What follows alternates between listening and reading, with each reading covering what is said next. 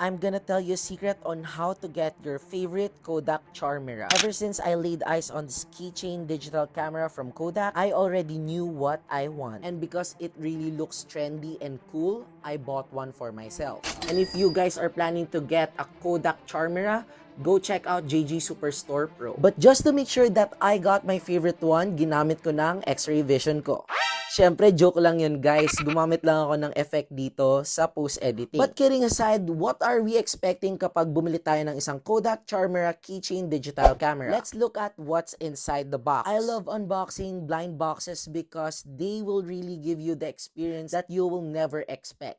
Of course, there are different cameras to choose from, but the excitement is unreal once you get your favorite one. Of course, in all blind boxes, you can get a secret edition where you can get this transparent camera. Now, inside the package, you get this carabiner keychain, a charging cable, and our Kodak Charmera. This mini digital camera can have 7 photo filters, can support a 128GB SD card, a mini screen, and some tactile buttons where you can use to change the filters or select the mode if you want photo or video. Oh, and lastly, it has a built-in viewfinder. I mean, how cool is this camera? This would be a pretty cool gift to your friend or just an awesome conversation starter. Follow for more because I'll be testing out these cameras on the next video.